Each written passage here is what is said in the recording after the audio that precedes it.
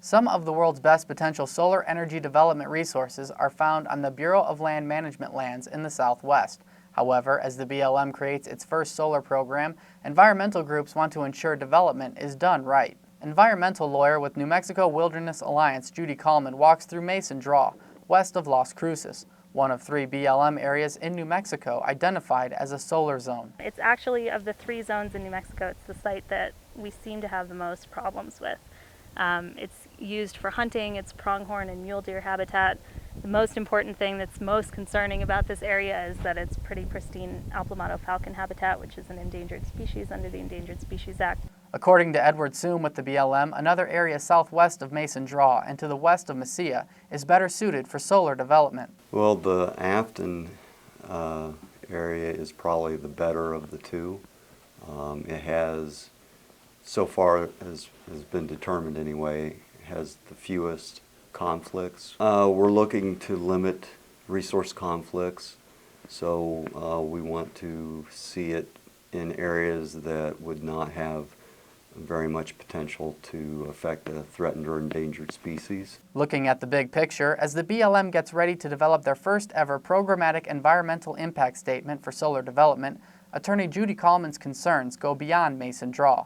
They basically identified these 24 solar energy zones across the 6-state area, which were areas which were completely optimal for solar development. The states include California, Arizona, Nevada, Utah, Colorado, and New Mexico. The 24 solar energy zones for the most part seem fine to Calman, but she's concerned the BLM may adopt a plan allowing development beyond the 24 zones. The 2 alternatives were basically allowing development only on the solar energy zones or incentivizing development on the zones, but then still allowing a bunch of other public land to be open to development. Something Calman doesn't want to see happen. It still allows all these pristine areas to potentially be open to development, and in New Mexico alone it includes 500,000 acres of citizen proposed wilderness, which, you know, if there was a reason to leave those places open, it might make sense. But they didn't really explain why they chose that alternative over the solar energy zone only alternative, and they even admitted in the environmental impact statement that looking at a 20-year goal of solar development,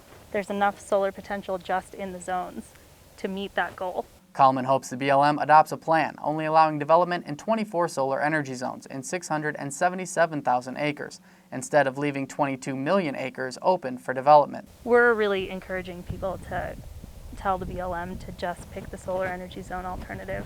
It just seems to make more sense environmentally and practically. Most important is to learn from the past and to not make the same mistakes that we did with oil and gas, so kind of a smart from the start process. The BLM recently extended the public comment period to April 16th for people to give input on public land solar development. Calman's glad there will be more solar energy in New Mexico. She just doesn't want to see it in Mason Draw or other BLM lands outside the identified solar zones. For KRWG, I'm Andersen.